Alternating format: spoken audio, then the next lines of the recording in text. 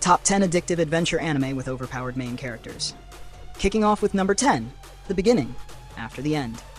King Gray reincarnates into a magical world as Arthur Lewin, retaining memories while gaining incredible mana abilities and becoming an overpowered prodigy. Look, I'll be real with you, this manhwa adaptation hits different. Arthur's character development is chef's... wait, scratch that. It's absolutely phenomenal. The guy literally went from being a lonely king to having a second chance at life. And boy, does he make the most of it. What gets me hooked every single time is watching him struggle with his past life mentality while navigating family relationships he never had before. The magic system here is so well thought out that it makes Harry Potter look like child's play. Arthur doesn't just swing a sword around, he's mastering 4 elements, beast taming, and combat techniques that would make seasoned warriors weep. But here's what I love most. Despite being ridiculously overpowered, the story never lets him coast. Every victory feels earned because we see the internal battles he fights with his old cynical self versus his new family-loving side. Sliding to number 9, I'm the evil lord of an intergalactic empire. Liam gets reincarnated as a minor noble and decides to become the galaxy's greatest villain, but accidentally becomes beloved instead. This one had me cackling from episode 1. Liam is trying so hard to be evil, and it backfires spectacularly every single time. The irony is thicker than plot armor in a shonen series. He's out here thinking he's building a terrifying empire. Meanwhile, his subjects are throwing festivals in his honor because he accidentally solved their problems. The space opera setting gives us these gorgeous battle sequences with massive fleets that honestly rival Star Wars in scale. But what keeps me coming back isn't just the eye candy, it's Liam's internal monologue constantly contradicting reality. He'll order the destruction of a rebel base, which translates to providing them with better housing and infrastructure. The gap between his intentions and results creates this beautiful comedy that never gets old. Plus, his companions are equally clueless about his evil plans, which just amplifies the chaos. Watching him accidentally become the most beloved ruler in galactic history while thinking he's a tyrant is pure entertainment gold. Landing on number 8, Teogonia. Modern military officer reincarnates in a fantasy world, using tactical knowledge and overwhelming firepower to dominate medieval-style conflicts completely. Teogonia scratches that very specific itch for military strategy nerds like myself. Our protagonist doesn't just get magic powers, he brings modern warfare tactics to a world still figuring out basic formation fighting. It's like watching someone bring a machine gun to a sword fight, except it's done with such tactical brilliance that you can't help but respect it. What absolutely floors me is how this series handles the cultural clash. This isn't just about having better weapons, it's about completely different philosophies of warfare. While fantasy armies are charging headfirst into battles for honor and glory, our MC is setting up supply lines, establishing proper reconnaissance, and treating war like the calculated science it actually is. The political intrigue layers beautifully with the military action too. You've got nobles who can't comprehend why this commoner keeps winning impossible battles, while we're sitting here knowing he's basically playing chess while they're playing checkers. The power fantasy is real, but it's grounded in actual strategic thinking rather than just raw strength.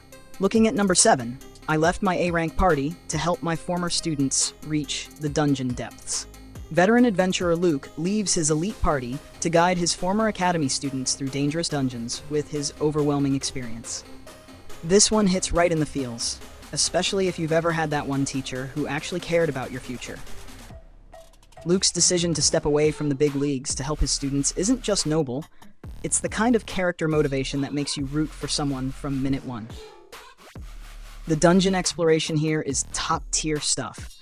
Each floor presents unique challenges that showcase not just Luke's insane combat abilities, but his teaching skills. Watching him break down complex strategies for his students, while simultaneously handling threats that would demolish most A-rank parties, is seriously satisfying. It's like having the world's most badass substitute teacher. What really gets me invested is the student dynamics. These aren't just faceless followers. Each one has distinct personalities, growth arcs, and specialties that complement Luke's teaching style. The bond between teacher and student evolves naturally as they face life-threatening situations together. Plus, seeing Luke's former party realize they made a huge mistake adds this delicious layer of dramatic irony that keeps me coming back for more. Moving to number 6.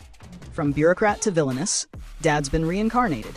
Overworked government employee reincarnates as the villainous father in an otome game, using administrative skills to become overpowered. Okay, this concept is absolutely bonkers, and I'm here for every second of it. Who knew that Excel spreadsheet skills could translate into fantasy world domination? Our protagonist takes his boring bureaucratic experience and turns it into the most efficient kingdom management system ever conceived.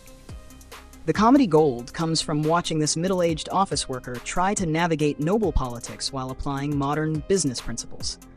He's optimizing tax collection, streamlining administrative processes, and basically turning a medieval kingdom into a corporate powerhouse. The results are hilariously effective and completely unexpected. But here's what elevates it beyond just comedy. The father-daughter relationship development is genuinely heartwarming. He's not just trying to avoid the bad ending from the game, he's actually learning to be a good parent. Watching him balance his overpowered administrative abilities with real emotional growth creates this perfect blend of power fantasy and family drama. The political maneuvering gets intense too. Other nobles keep underestimating this simple bureaucrat until he's restructured their entire economic system and made their territories obsolete. It's deeply satisfying watching competence triumph over traditional nobility.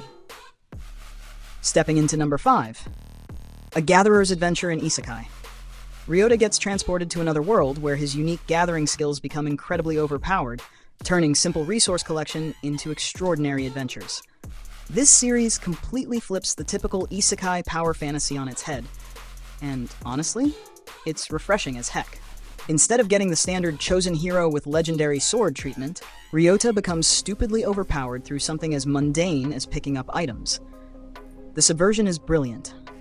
What hooks me every single episode is watching other characters' reactions when they realize this unassuming guy can gather legendary materials like he's picking berries. The economic implications alone are staggering. He's basically a walking resource generator who can crash entire markets just by existing. The way the story explores how this affects the world's economy and politics is surprisingly deep. The adventure aspect never feels forced either. Each gathering expedition becomes this elaborate treasure hunt where Ryuta's abilities attract increasingly dangerous situations. It's like playing an RPG where you accidentally became the most valuable player in the server just by being really good at farming materials. The power creep is real, but it's tied to such a unique concept that it never feels stale or repetitive. Arriving at number 4, a wild last boss appeared. The final boss of a game world gains consciousness and must navigate reality while possessing overwhelming power that threatens existence. Holy moly, this premise is absolutely wild. The psychological complexity of being literally designed to be the ultimate antagonist, but gaining self-awareness is fascinating. Our protagonist isn't just overpowered, they're programmed to be the overpowered entity that ends everything. The existential crisis is real. What blows my mind is how the series handles the power scaling. When you're already the final boss, where do you go from there? The creative team found ways to make even godlike abilities feel earned and meaningful. Each conflict becomes less about whether our MC can win, and more about whether they should use their reality-breaking powers at all. The world building gets incredibly meta too. Characters who were originally NPCs start developing beyond their programming, creating this beautiful commentary on free will versus predetermined roles. Watching the last boss try to form genuine relationships while fighting against their destructive programming creates this emotional tension that kept me invested way beyond the initial power fantasy. The action sequences are absolutely bonkers. We're talking reality-warping battles that make Dragon Ball Z look restrained. But it's the quiet character moments that really sell the series for me. Checking out number 3, Onmyo Kaiten Rebirth Verse. Modern Onmyoji practitioner reincarnates with enhanced spiritual powers, using ancient Japanese magic techniques to become overwhelmingly powerful in supernatural conflicts. The spiritual magic system in this series is absolutely gorgeous to watch unfold. Instead of your typical fireballs and lightning bolts, we get these intricate ritual sequences that feel like watching ancient ceremonies come to life. The protagonist's mastery over Onmyoji arts creates these visually stunning battles that blend traditional Japanese mysticism with modern storytelling. What really sets this apart is the cultural authenticity. The research that went into the spiritual practices is evident in every episode. Our MC isn't just throwing around random spells, they're performing actual Onmyoji techniques with proper historical context. It adds this layer of educational value that makes the power fantasy feel grounded in real tradition. The character growth parallels the spiritual journey beautifully. As our protagonist masters more advanced techniques, they also develop deeper understanding of balance and responsibility.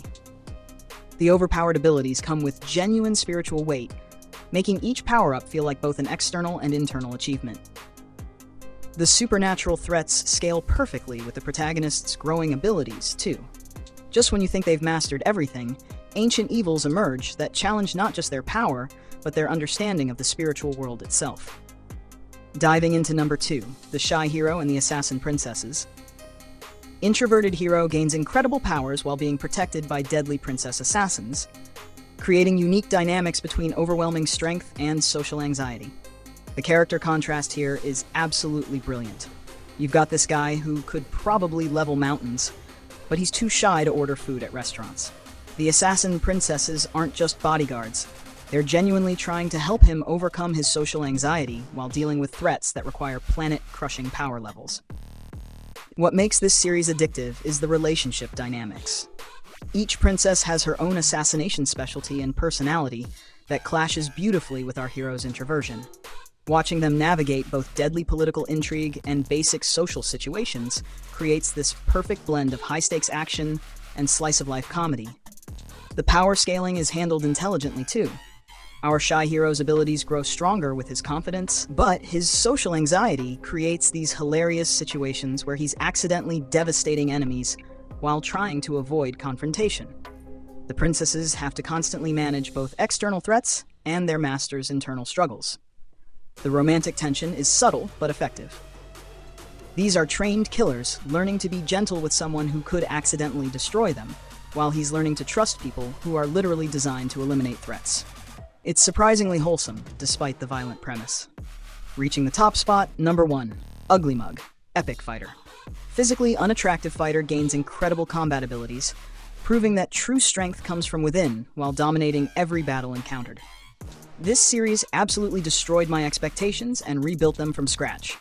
The premise might sound shallow at first, ugly guy gets strong, but the execution is phenomenally deep. Our protagonist's journey from social outcast to legendary fighter while maintaining his distinctive appearance challenges every beauty standard in anime. The fighting choreography is genuinely some of the best I've ever seen. Each battle showcases different martial arts styles that feel authentic and brutal. But what elevates every fight scene is the emotional weight behind them. This isn't just about showing off overpowered abilities, it's about proving worth in a world that judges by appearance first. The character development is remarkably nuanced. As our MC becomes stronger, his confidence grows, but he never loses the empathy that came from being an underdog. Watching him help other outcasts while dismantling the social hierarchies that oppressed him creates this incredibly satisfying narrative arc. The supporting cast learns to see past appearances too, which creates these beautiful moments of genuine human connection. The romance subplot, when it eventually develops, feels earned rather than forced. The series manages to be both a power fantasy and a meaningful commentary on societal prejudices without being preachy about it. Those were my top picks for overpowered protagonists that'll consume your entire weekend. Each series brings something unique to the adventure anime table. Which one caught your attention? Drop your favorites in the comments below, smash that like button if you enjoyed this breakdown, and subscribe for more anime content that'll fuel your next binge session.